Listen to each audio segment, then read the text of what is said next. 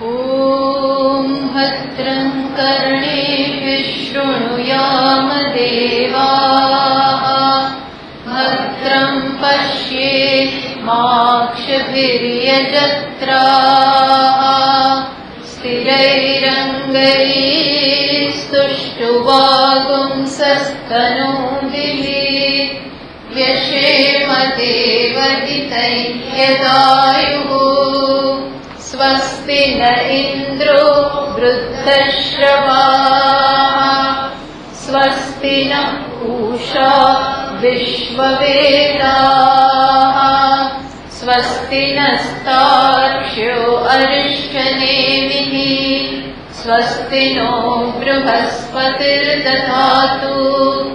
ॐ शान्तिः शान्तिः शान्तिः। श्रुतिस्मृतिपुराणानाम् आलयं करुणालयं नमामि भगवत्पादं शङ्करं लोकशङ्करम् शङ्कराचार्यं केशवं बादरायणं सूत्रभाष्यकृतौ वन्दे भगवन्तो पुनः पुनः। ईश्वरो गुरुरात्मेति मूर्तिभेदविभागिने व्योमवद्व्याप्तदेहाय दक्षिणामूर्तये नमः। एक पहलो श्लोक अपने करिए। ॐ प्रज्ञानां शुभ्रतानैः स्थिरशरनिकर व्यापिभिर्व्याप्य लोकान् भुक्त्वा भोगान् स्तविष्ठान् पुनरपि धिषणोत् भासितान् कामजन्यान् पीत्वा सर्वान् विशेषान् स्वपिति मधुरं मायया भोजयन्नः मायासङ्ख्या तुरीयं परममृतमजं ब्रह्म यत्तन्नतोऽस्मि। यो विश्वात्मा विदिजविषयान् प्राश्य भोगान् स्तवेष्टान् पश्चाच्चान्यान् स्वमतिविभवान् ज्योतिषा स्वेन सूक्ष्मान् सर्वानेतान् पुनरपि शनैः स्वात्मनि स्थापयित्वा सर्वान् विशेषान् विगतगुणगण आत्मसौ न स्तुरीयः।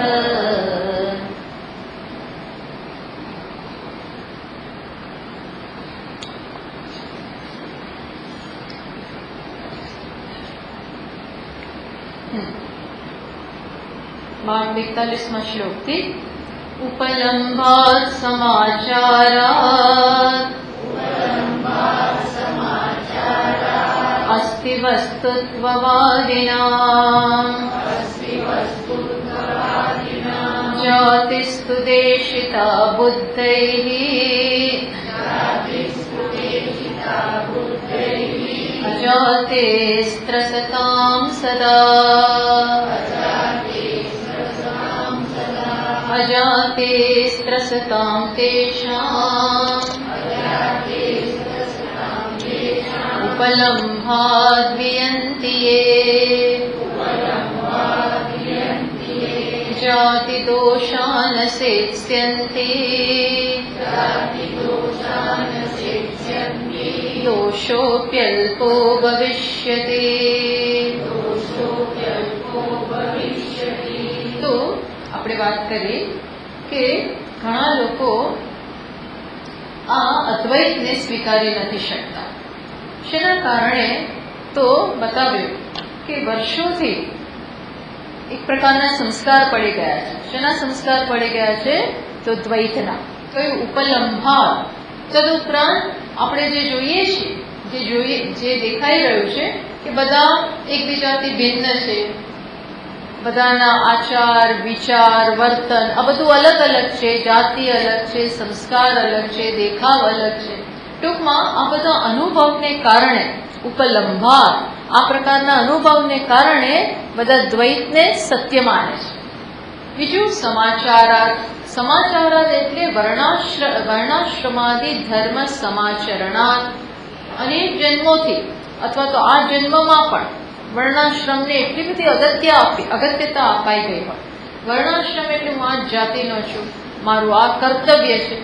ચલો આજના જમાનામાં આપણે આ જાતિના ભેદ એટલા ચુસ્તતાથી એનું પાલન ના કરતા હોઈએ, પણ ધારો કે ઓફિસમાં કામ કરતા તો હું ક્લાર્ક છું, હું મેનેજર છું, હું આ છું, મારું આ સ્ટેટસ છે, પેલું સ્ટેટસ નથી.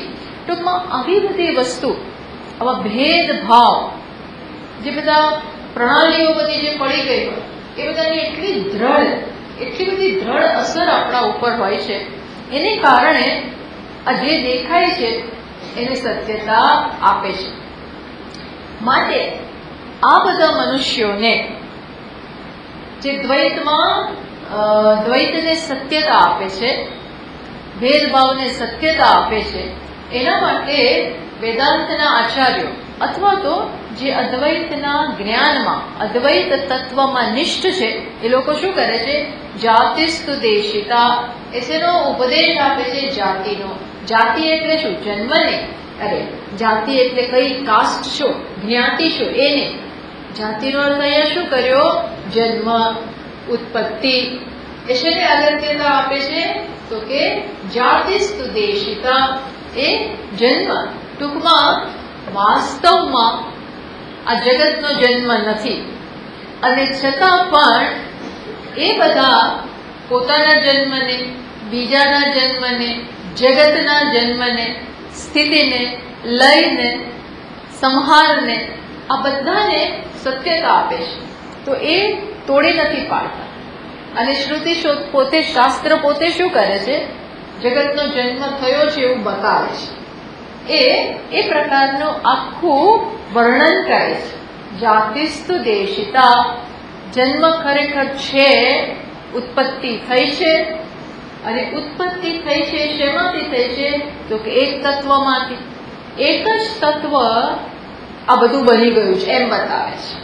એ પાછળ, આવું કહેવા પાછળ, જન્મની વાત કરવા પાછળ શાસ્ત્રનો કઈ પ્રકારનો ઈરાદો છે કે અનેકને બધું અલગ અલગ છે એને સત્યતા આપે છે.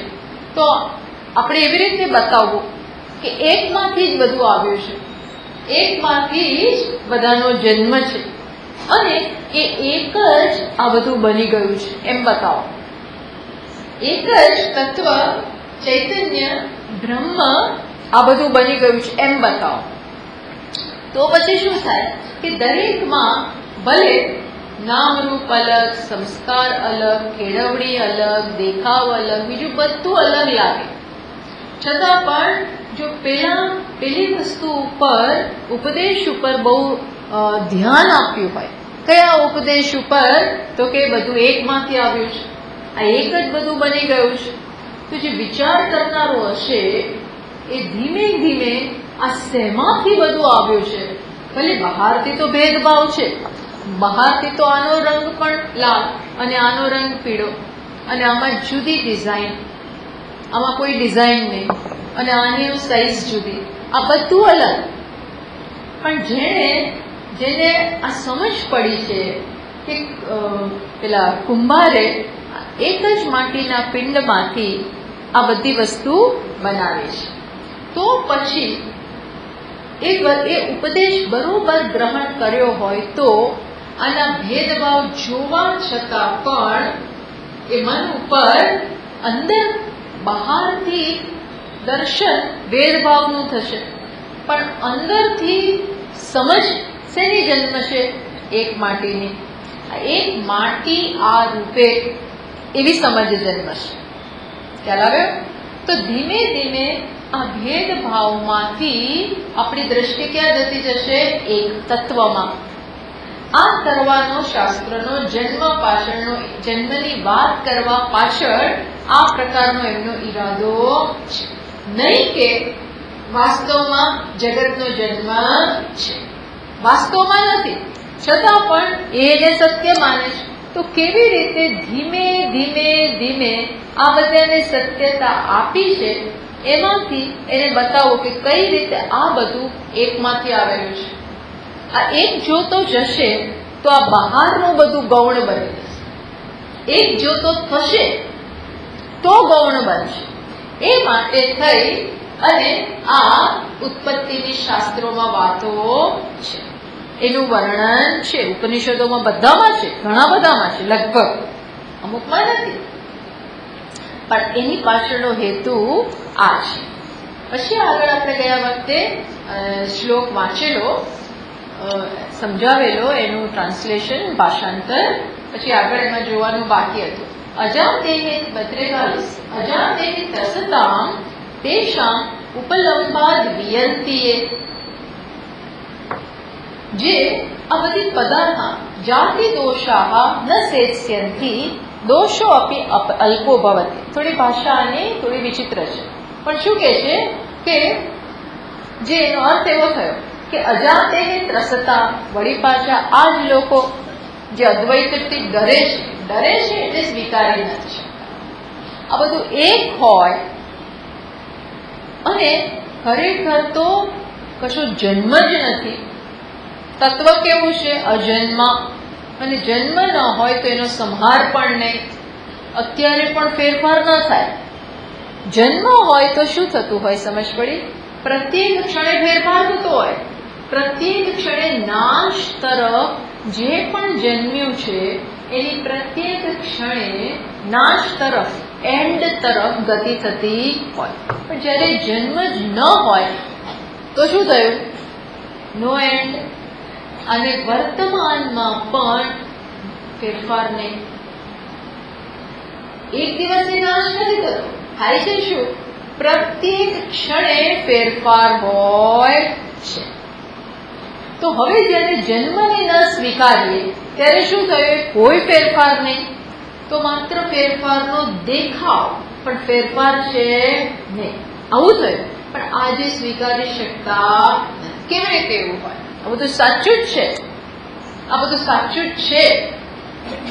એને કારણે એ શું થયું છે? એ લોકોના જીવનમાં શું થયું છે? અદ્વૈતથી જે પરમ સત્ય છે એનાથી ખસી ગયા છે. એનાથી વિયંતીએ, વિયંતી એટલે વિરુદ્ધમ યંતી થયું છે. શું? વિરુદ્ધ દિશામાં જઈ રહ્યા છે. જ્યારે સમજો તમે આ બધી અજાતિ વસ્તુન ત્રસંત અસ્તિ વસ્તુત્વ અદ્વય આત્મન વિયંતી. જ્યાં દ્વૈતને સત્યતા આપે, સત્યતા આપી તો ભય વ્યાપી ગયો જીવનમાં. ભય આવે જ, બધું અલગ છે.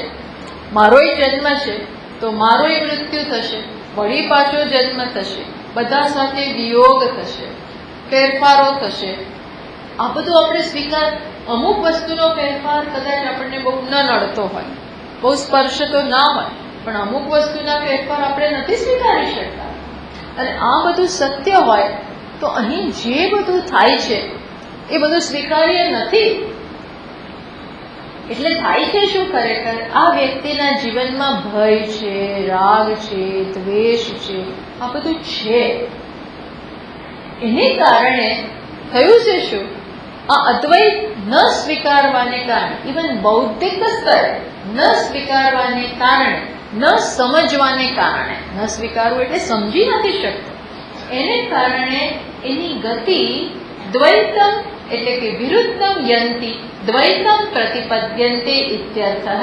શું થયું છે? એની ગતિ અદ્વૈતથી વિરુદ્ધ દિશામાં થઈ રહી છે. ખબર પડી? અદ્વૈતથી વિરુદ્ધ દિશા. એકને એક ભૂલાઈ જવાય છે, એક ગૌણ બની જાય. ગૌણ નહીં, જીવનમાં એકનું સ્થાન નથી, આ એક જ બધામાં છે. અને એક ખરેખર અનેક બન્યું જ નથી. આ સમજાતું નથી. તો પછી શું સમજાય છે અને શું સ્વીકારાય છે? અને શેના ઉપર જીવનનો આધાર છે? કઈ ઇમારત ઉપર, કયા ફાઉન્ડેશન ઉપર આ જીવનરૂપી ઇમારત ચણાય છે? દ્વૈત રૂપી. દ્વૈત, ભેદભાવ, અલગ, જન્મ, મૃત્યુ, આ બધા ઉપર આપણું જીવન રચાતું હોય છે. એટલે અહીંયા ગૌડપાદાચાર્યજી શું કહે? વિયંતી. આ લોકો શું થાય છે? વિયંતી. વિયંતી એટલે ચ્યુત થઈ જાય છે. જીવન ખોટી દિશામાં આગળ વધે છે. ચલો, પણ સાવ ખરાબ નથી આ કેસ. કેમ? કારણ કે સદનસીબે શ્રદ્ધાળુ છે આ લોકો. કેવા છે? અમુક, બધા નહીં, અમુક લોકો શ્રદ્ધાળુ છે, શાસ્ત્ર પાસે આવે છે, ગુરુની વાત કાને ધરે છે, સત્સંગ કરે છે, ઈશ્વરમાં શ્રદ્ધા છે, ભલે ભેદમાં નિષ્ઠા છે, બધું અલગ છે, એમાં નિષ્ઠા છે. ભગવાન જુદો, હું જુદો, બધા જુદા. સચ્ચે સચ્ચો જન્મ, સચ્ચે સચ્ચું મૃત્યુ, સચ્ચે સચ્ચી ગતિ, આ બધાને સત્યતા આપે છે. પણ કેવું છે? તો કે છે કેવા છે આ લોકો? પણ શ્રદ્ધાળુ છે, ભગવાનમાં માને છે, શાસ્ત્રને માને છે. એટલે શું થાય છે? તેષામ અજાતિ ત્રસતા શ્રદ્ધાનાના. અજાતિ અદ્વૈતને નથી સમજી શક્યા, જન્મ જ નથી, એ એમના જીવનમાં નથી આવતું. પણ શ્રદ્ધાનાના સન્માર્ગ અવલંબિના, અગત્યનું આ છે, સન્માર્ગ અવલંબિના. એ જીવનમાં કયા માર્ગ પકડે છે? સતનો માર્ગ. સત્ય, અહિંસા, દયા, ક્ષમા, પરોપકાર. વૈષ્ણવ જન તો તેને કહીએ જે પીડ પરાઈ. ટૂંકમાં આ સન્માર્ગ, ઈશ્વરમાં માન, ઈશ્વર ભીરુતા. એમના જીવનમાં આ બધી વસ્તુઓને અગત્યનું સ્થાન છે. મુખ્ય વસ્તુ હજી નથી આવી, પણ આ બધું છે. અને સત્સંગ કરવાને કારણે, જૂના સંસ્કારોને સારા હોવાને કારણે, પુણ્યશાળી આત્માઓ હોવાને કારણે એમને આ બધું વધારે મળતું જાય છે. ઈશ્વરનું નામ, સત્સંગ, જપ, તપ, આ બધી વસ્તુ એમના જીવનમાં છે. ટૂંકમાં મુખ્ય વસ્તુ છે આસ્તિક. શેમાં? શાસ્ત્રમાં, ગુરુજનોમાં, ઈશ્વરમાં, મંદિર જવું, આ કરવું, તે આ બધામાં આસ્થા ધરાવે છે. આ એળે નથી જતું ભાઈ, આ કશું એળે જતું નથી. ભગવદ્ ગીતામાં ભગવાને શું કહ્યું? નહીં કલ્યાણકૃત કશ્ચિત દુર્ગતિમ તાત ગચ્છતિ. ભગવાન અર્જુનને સાંત્વન આપે છે કે જેણે જીવનમાં જરાક પણ કલ્યાણ કર્યું હોય, જરાક, ન દુર્ગતિમ તાત ગચ્છતિ, નહીં કશ્ચિત, ક્યારેક નહીં, કલ્યાણ ઈકો પડે છે, કશો વાંધો નહીં, કલ્યાણ કૃત કશ્ચિત દુર્ગતિમ તાત ગચ્છતિ. એની દુર્ગતિ ના થાય. દુર્ગતિ એટલે શું? દુર્ગતિ એટલે છો એનાથી નીચે જાઓ, એનાથી નીચે જાઓ, એનાથી નીચે જાઓ. એટલે એ લખે છે દુર્ગતિ એટલે શું? તો કે નરક વગેરેની ગતિ. સ્મૃતેષામ આત્યંતિક પતન અભાવેપી નરક ગતિ યાગાતિ પતને નહીં. શું કે જાત જાતના નરકો છે, આવી બધી ગતિઓ એમની નથી. ટૂંકમાં એમને આવું દુઃખ નથી સહન કરવું પડતું. ઈશ્વરની શ્રદ્ધા હોવાને કારણે સરસ જીવનમાં નામ લેતા હોય, દાન કરતા હોય, સેવા કરતા હોય, ઈશ્વરને ભજતા હોય, જેના જીવનમાં યજ્ઞ, દાન, તપ, કાર્યમ, ભગવાને કહ્યું ન ત્યાજ્યમ કાર્યમેઘ તત. હે અર્જુન, આ છોડીશ નહીં બધું, આ તને છોડાવડાવશે. એટલે આ લોકો એલિવેટર ઉપર ચડેલા તો છે, પેલા એસ્કેલેટર ઉપર ચડી જાઓ ને, પહોંચવાના તો છો જ, ચડેલા છે આ બધા. કારણ કે હવે ભગવાન શું કહે છે? જે મારો હાથ પકડે છે, તેષામ અહમ સમુદ્ધરતા, મૃત્યુ સંસાર સાગરાત ભવામી નચિરાત પાર્થ મયી આવેશિત. જેના જીવનમાં મારો આવેશ, ટૂંકમાં મારામાં મય છે, જેટલા અંશ એને તેષામ અહમ સમુદ્ધરતા, એને હું એનો ઉદ્ધાર હું કરું છું. એના ઉદ્ધારની જવાબદારી કોણ લે છે? સર્વસમર્થ પરમેશ્વર. એ ઉદ્ધારની જવાબદારી લઈ લે છે. એટલે ભગવાન કહે છે ચિંતા તો કરવી જ નહીં. એકવાર ભગવાનનું નામ લીધું, ભક્તો તો જાતનું બોલે, આપણને અતિશયોક્તિ લાગે, પણ એ લોકો તો જેને શ્રદ્ધા છે એ તો શું કે એક વાર એ નામ લીધું ને તરી જવાય. એવી એક વાર નામ લેવામાં એ શક્તિ હોય, પ્રેમ હોય, વિશ્વાસ હોય કે ના મને કાપશે જ, તો એ તારે પણ ખરા.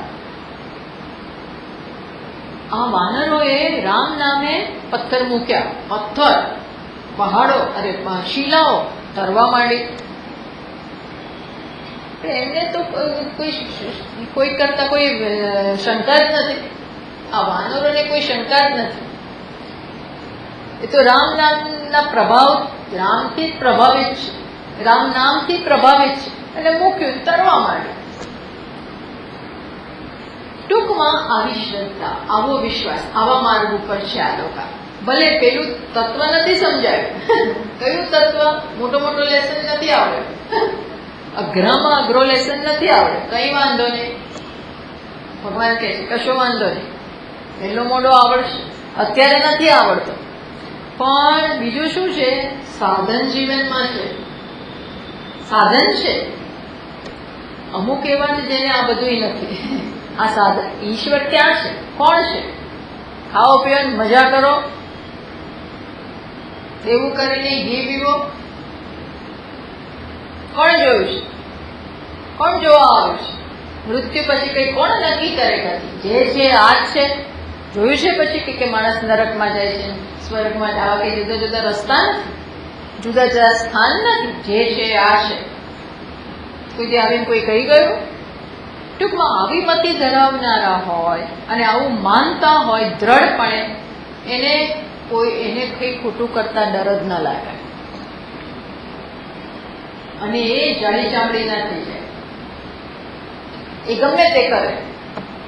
અને આ બધી વસ્તુ એવી છે, એક વાર કરો, પછી બીજું કરો, પછી ત્રીજું કરો, પછી ચોથું કરો, પછી તો ગયા કામ. પછી એની ટેવ પડી જાય. પછી તો મારે કંઈક કરવું હોય અને કોઈક વચ્ચે આવ્યો તો પહેલો રસ્તો પેલો જ અપનાવીએ. કારણ કે ખબર પડે કે આનાથી કામ થાય છે, પેલો ગભરાઈ જશે. ટૂંકમાં કહેવાનું શું છે કે આ પતનનો રસ્તો છે. જ્યારે આમ તો કાંઈ નથી આવડતું, પણ શ્રદ્ધાનો અભાવ છે, સન્માર્ગમાં ચડેલા નથી, ભગવાનનામાં માનતા નથી, મંદિરે જતા નથી. હું ભગવાનમાં માનતો નથી અને સારું કામ એ કરું. ચલો ભગવાનમાં ના માનતા હો પણ કંઈક સારા કામ તો કરતા હો, એવું નથી કરતા. જરા કંઈક સારું આવ્યું તો સન્માર્ગે આવવાની શક્યતાઓ વધી જાય છે. એટલે શું કે છે? જાતિ દોષાહા ન સેત્સ્યંતિ. એટલે ભાષ્યકાર ગૌડપાદાચાર્યજી બહુ સુંદર કહે છે કે ભલે તત્વની સમજ નથી પડી, એક જ તત્વ નિર્ગુણ, નિરાકાર, નિષ્કલ, નિષ્ક્રિય, નિરવયવ, એ બધી સમજની બહારની વસ્તુ છે, કશો વાંધો. પણ સન્માર્ગે હોવાને કારણે ભક્તિ છે એમના જીવનમાં, શ્રદ્ધા છે, ગુરુ સેવા છે, સત્સંગ છે, કઈક દાન, આ બધું સુંદર સુંદર. અને આપણા દેશમાં તો આ બધું કેટલું છે, આ બધું છે. એને કારણે જાતિ દોષાહા, દોષ તો છે. કયો દોષ છે? દોષ તો છે. કયો દોષ છે? જન્મ છે એ માની લીધું છે. આ બધું જન્મ્યું છે, બધું અલગ અલગ છે. આત્માનો જન્મ થયો, જન્મને માને છે, સંસારને સત્યતા, એ દોષ તો છે. જાતિ દોષા, હા એ છે ખરો, પણ ન શેષ્યંતી એટલે શું? જાતિ ઉપલંબ કૃતા દોષા ન સિદ્ધિ ન ઉપસ્યાંતિ વિવેક માર્ગ પ્રવૃત્તિ. એટલો મહાન એને દોષ લાગતો નથી. છે તો ખરો, પણ એટલો મહાન એ પતનના માર્ગે નહીં જાય, એની અધોગતિ નહીં થાય, ઉર્ધ્વગતિ થશે. ધીરે ધીરે ધીરે ધીરે વાર લાગશે કદાચ. એટલે ભગવાન કહે છે અનેક જન્મ સંસિદ્ધ તતો યાતિ પરામ ગતિ. થોડા દરેક જન્મમાં થોડું થોડું જેટલી શક્તિ એવું ઉપાર્જન કરતો અને હું એમ કે એના માટે એવા સંજોગો રચી આપો અને એની શક્તિ પ્રમાણે પુણ્ય એકઠું કરતો જાય, મારે વધુ ને વધુ નજીક આવતો જાય. છેલ્લે આ જાણવું તો પડશે જ, પણ આ માર્ગ ઉપર છે. તતો યાતિ પરામ ગતિ, છેલ્લે આવવાનો જ છે. કદાચ આ વાર લાગશે. એટલે કે છે વિવેક માર્ગ, જીવનમાં વિવેક આવી ગયો છે ખરો. વિવેકનો પ્રવેશ. વિવેક એટલે શું? કંઈ પણ કરતા પહેલા વિચારો, આ યોગ્ય છે, અયોગ્ય છે, સાચું શું છે, ખોટું શું છે. ધીમે ધીમે યોગ્ય અયોગ્ય, સત્ય અસત્ય, નિત્ય અનિત્ય, આવી બધી ધીમે ધીમે વિચારવાની ટેવ પડી ગઈ છે. સાવ સ્થૂળ લેવલે જીવતા નથી, સૂક્ષ્મતા આવી ગઈ છે. શ્રેયસના માર્ગ ઉપર ધીમે ધીમે, કદાચ ધીમી ગતિ પણ આગળ વધી રહ્યા છે. એટલે ભગવાન કહે છે યદ્યપિ કશ્ચિત દોષ સ્યાત્ સમ્યક દર્શન પ્રાપ્તિ પ્રયુક્તમ ગર્ભવાસાદિ દુહા. યદ્યપિ કશ્ચિત દોષ સ્યાત્ સોપી અલ્પ એવ ભવિષ્ય. દોષ તો લાગશે જ. દોષ એટલે કેવો દોષ લાગશે? બીજો જન્મ થવાનો, એ તો દોષ લાગવાનો. બીજો જન્મ તો થવાનો. અને કેવો દોષ? એટલે જન્મ એટલે મોટો દોષ ભાઈ. ગર્ભવાસાદિ દોષમ અભ્યુજાનાતિ. મુક્તિ નથી, તો જન્મ તો છે. હવે જન્મ એટલે ગર્ભવાસ, જરા, મૃત્યુ, પાછો બધો આખી સાયકલ શરૂ થઈ જાય. ભલે જન્મ થયા પછી એ કોઈક સારા ઘરમાં જન્મે, કોઈક સરસ પ્રાપ્ય પુણ્યકૃતા, પહેલા તો ઈચ્છા હોય તો એ પેલા બીજી બધી ઈચ્છાઓ પૂરી કરે, અથવા કોઈક શ્રીમંતના ઘરે જન્મે, ત્યાં એને સંજોગો બધા સુંદર હોય, સુંદર સંસ્કારો મળે. અને એનાથી આગળ કોઈ યોગીના ઘરમાં જન્મે. યોગી એટલે પુણ્યાત્મા, જે પોતે યોગી, માતા પિતા જેવા હોય, સાધુ જેવા જ હોય. જેમ કે સુખદેવજીનો ઘર જન્મ કોને ત્યાં થયો? વેદવ્યાસ. એના પિતાજીને જ્ઞાન આપે. ટૂંકમાં આવા સંજોગો એને પ્રાપ્ત થાય. પણ જન્મ તો થયો, જન્મ તો થાય જ છે, પણ પછી આગળ કામ કરતો જાય છે. જ્યારે પેલો બીજો વ્યક્તિ છે એ આ કશું માનતો નહીં હોવાને કારણે એની ગતિ કેના જેવી થાય? એના જીવનમાં તો અગત્યનું શું રહ્યું? સ્વાર્થ, સંકુચિતતા, મારો કામ, મારો ક્રોધ, લોભ. ઈશ્વરને ગણકારતો નથી, સાધુ પુરુષને ગણકારતો નથી, કશું જ નહીં. રાવણ જેવો અભિમાની, એની પેલી ગતિ થશે. જ્યારે આ ભલે જે તત્વને નથી સમજતો છતાં પણ અલ્પ દોષ ભવિષ્યતિ. દોષ છે પણ કેવો દોષ લાગશે? અલ્પ, થોડામાં છૂટી જવાશે. એટલે અહીંયા કીધું કે સમ્યક દર્શન અપ્રતિપત્તિ હેતુ. સમ્યક દર્શન આ જન્મમાં નામ થયું. સમ્યક દર્શન કોને કહેવાય? અહીં અને હમણાં જ, આ જન્મમાં જ તમે શું સમજી જાઓ? અહમ બ્રહ્માસ્મિ, અહમ પરિપૂર્ણ, શિવોહમ શિવોહમ. હું આત્મા છું, શરીર નથી. હું પ્રાણ નથી, હું ઇન્દ્રિયો નથી, હું મન નથી, હું આ બધું કાંઈ હું નથી. મનો બુદ્ધિ અહંકાર ચિત્તાની નાહમ, હું આમાંનું કાંઈ નથી. ન મે રાગ ન મે દ્વેષ, આ બધું કાંઈ મારે નથી. ન મે મૃત્યુ ન મે જન્મ ન મે પુણ્ય ન પાપમ ન સૌખ્ય ન દુઃખમ, આ કશું મને નથી. આ દ્રઢ થઈ જાય. આ ન હલે એવું જ્ઞાન એકદમ સોલિડ. અને એને તો એ ખ્યાલ આવે કે મારે ક્યાંય આવવાનું નથી, જવાનું નથી, હું સર્વત્ર છું, હું આત્મા છું. આત્મા એટલે શું?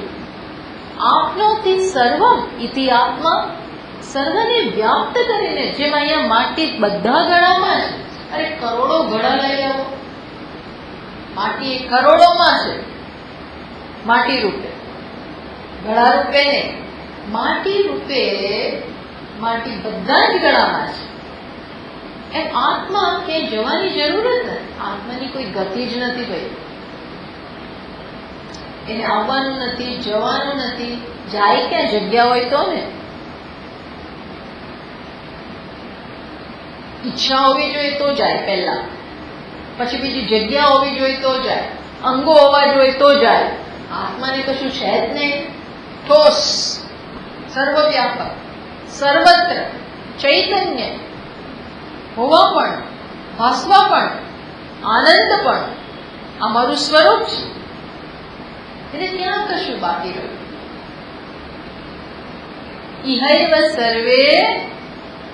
ઇહૈવ સર્વે પ્રવિલિયંતે. અહીં જેનું શરીર, ભલે શરીરનો જ્યારે નાશ થાય, શાંત પડે ત્યારે ભલે બ્રહ્મમાં મળી ગયું, મળવાનું હતું જ નહીં, બ્રહ્મમાં હતું જ. ધારો કે અહીં આ આકાશ અને આ ઘડો, તો આનો આ ઘડો છે ત્યાં સુધી આ આકાશને શું કહેવાય? ઘટાડ. અને આ ઘડાની જગ્યા આપતું આકાશને આપણે શું કહીએ છીએ? ઘટાકાશ. તો ઘડાનો નાશ થયો તો ઘટાકાશ ક્યાં ગયું? ઘડો ગયો. આકાશ તો આકાશમાં જ છે, એને સમય મળવાનું છે. એમ આ શરીર શાંત પડે પછી જો પેલું જ્ઞાન હોય તો એને ખબર પડે હું તો શું જ આત્મા જ છું. બ્રહ્મ રહી જાય, આ નાશ થાય. હવે બીજો પણ નહીં આવે ઘડો. કેમ? કારણ કે જરૂર જ નથી. આ જ્ઞાન હોય તો કોઈ દોષ નથી, તો કોઈ દોષ ના લાગે. જન્મરૂપી બીજો દોષ ન લાગે. પણ આ જ્ઞાન ન હોય તો પાછું આવવું પડે. એટલે તમને કહું કે આ પૂર્ણ જ્ઞાન ન હોય પણ ઘણા આગળ વધેલા હોય. એવો એક કેસ છે, વામદેવજી. તૈત્તરીય ઉપનિષદમાં કહે છે કે વામદેવજી નામના બહુ મોટા ઋષિ થઈ ગયા, પણ એ એટલા પુણ્યશાળી હતા, એટલા બધા જ્ઞાની હતા, એટલે એના આગલા જન્મમાં પણ કંઈક બાકી રહી ગયું. કોઈક કારણસર પૂર્ણ કામ ન થઈ શક્યું, થોડું બાકી રહી ગયું. દોષ લાગે, દોષ છે. પૂર્ણ જ્ઞાન ન થાય તો જન્મ તો થાય જ, પણ એટલા દ્રઢ સંસ્કાર હતા તો એને કારણે એમને ગર્ભમાં જ ખબર પડી ગઈ. ગર્ભમાં બેઠા છે અને જ્ઞાન જાગ્યું, સ્મરણ થઈ ગયું, યાદ આવી ગયું બધું. તો ત્યાં કહે છે તદ ઉત્તમ ઋષિના. ગર્ભમાં બેઠા બેઠા બોલે છે. શું બોલે છે? ગર્ભેનું સન અન્વેષા અવેદમ અહમ દેવાનામ જનિમાની વિશ્વા. શું કહે છે કે માતાના ગર્ભમાં રહેતા રહેતા જ मैंने इस देवताओं के संपूर्ण जन्म को जान लिया है. ટૂંકમાં એમને બધું જ ખબર પડી ગઈ. બધા કોણ ક્યાંથી જન્મે છે આ બધું ખબર પડી ગઈ. પછી એમને ખબર પડી કે શતમમાં પૂરા આયસિહી અરક્ષણ અદશ્યેનો. હા, શું કહે છે કે સંસાર બંધન સે મુક્ત હોને સે પૂર્વ, મુક્ત થયા એ પહેલા આ બધું ગર્ભમાંથી એમને જ્ઞાન લાદ્યું. તો શું કહે છે? મુझे लोहे के समान सैकड़ों शरीरों ने अवरुद्ध किया था. ટૂંકમાં એ ગર્ભમાં છે ત્યાર પહેલા અનેક બધી બંધનો હતા. એના પહેલા એમનામાં અનેક બંધનો હતા. પણ તત્વજ્ઞાન કે પ્રભાવ સે શું કહે છે, ગર્ભ શ્યેનો જવસા નિરદયમિતિ ગર્ભ એવ એત ક્ષયાનો વામદેવ ઉવાચ. એટલે એનો અર્થ શું થાય કે મેં બાજ तत्वज्ञान के प्रभाव से मैं बाज पक्षी के समान इस जाल को काट कर बाहर निकल आया हूं. ટૂંકમાં અનેક બધા બંધન હતા પહેલા, પણ જ્ઞાનના પ્રભાવથી ગર્ભમાં જ્ઞાન થઈ ગયું અને આ બધા બંધનને મુક્ત કરી. એ બાજ પક્ષીઓ હોય ને એ કશું પણ બંધન સ્વીકારે નહીં, તોડી પાડે. એને પેલાથી બાંધ્યો હોય ને સાંકળથી એવું કહે છે તો પણ તોડી નાખે. એમ આ જ્ઞાન એવું છે જેના પ્રભાવથી મને ખબર પડી કે હું આ બંધનમાં નથી, હું આ પરમ પૂર્ણ મુક્ત નિત્ય શુદ્ધ બુદ્ધ મુક્ત આત્મા છું. वामदेव ऋषि ने गर्भ में सोते हुए ही ऐसा कहा था. એટલે ભલે આમ બંધનમાં છે, હજી અંદર છે, છતાં પણ એમને જ્ઞાન થઈ ચૂક્યું છે. માટે આવીને હવે મુક્ત જ રહ્યા, બહાર નીકળીને પણ મુક્ત જ. બીજા હોય તો શું થાય, તો અંદર રડતા રડતા બહાર આવે અને પછી પણ ક્યારેક કેટલા જન્મો, કેટલો સમય, કેટલા વર્ષો તો એમને જ જાય. નાનકને બધા લગે છે ને, બાલપન ઇસમે ગવાયા, અને પેલું આમાં ગવાયું, આમાં ગવાયું. બીત ગયે દિન ભજન બિના, ભજનો કેટલા સુંદર લગતા હોય છે. બીત ગયે દિન ભજન બિના, બાલ અવસ્થા ખેલ ગવાય, બધું લખે છે. આપણા કલાકોને કેટલાય વર્ષો ઊંઘવામાં, ખાવામાં, પીવામાં, રખડવામાં, રમવામાં, આજુબાજુમાં. બાલ અવસ્થા ખેલ ગવાય, જબ જોબન આયા તબ ઘના, ત્યારે બહુ જરા મદમાં માણસ ફરે. પછી બધું જાગૃતિ અવસ્થામાં જુદું જુદું. પણ બીત ગયે દિન ભજન બિના, ભજન સૂજ્યું નહીં એમ. પણ આમને તો અંદર જ એ જૂના સંસ્કારના પ્રભાવે જ્ઞાન, એટલે દોષ તો લાગ્યો, આવવું તો પડ્યું. આટલું પાપ હતું, આટલું પાપ કર્મ હતું, જેને કારણે કયું પાપ કર્મ હતું, બંધન, પેલું જ્ઞાન ન થવાને કારણે, આગલા જન્મમાં જ્ઞાન ન થવાને કારણે થોડાક વાર આવવું તો પડ્યું. પણ પછી તરત એ જ્ઞાન જાગ્યું, પછી તો મુક્ત, જીવન મુક્ત. પછી એમનો પ્રારબ્ધ હોય ત્યાં સુધી પણ મુક્ત રૂપે. એમ આવું કહે છે કે અહીંયા જે કહ્યું ને, હું અત્યારે શું કહેવા માંગુ છું કે આ ખબર ના હોય તો દોષ તો ખરો જ, પણ શ્રદ્ધાળુઓને સન્માર્ગે જવાને કારણે પછી ઝડપથી ત્વરાથી એની ગાડી પાટા ઉપર ચડાવી દે છે, ત્યારે બીજાને ઉતરેલી છે એવું છે. એટલા માટે કે આ ગૌડપાદાચાર્યજી કહ્યું કે આ સમજવું તો જરૂરી છે જ. ન સમજે પણ ચલો, ઈશ્વર જન્મ વગેરેની વાતો એના માટે જ છે. શેના માટે છે? ઈશ્વરમાંથી આ બધું આવ્યું. ઈશ્વર જ જગતનું ઉપાદાન કારણ, નિમિત્ત કારણ, એ જ બધું બની ગયો. એમને સમજીને પછી એનામાં ભક્તિ જાગે. ભલે દ્વૈતથી શરૂઆત થાય, પણ વિવેક હોવાને કારણે એનો ક્લાઇમેક્સ, એની અવધિ શેમાં આવે, એની પરિસમાપ્તિ શેમાં થાય, તો કે અદ્વૈતના જ્ઞાન.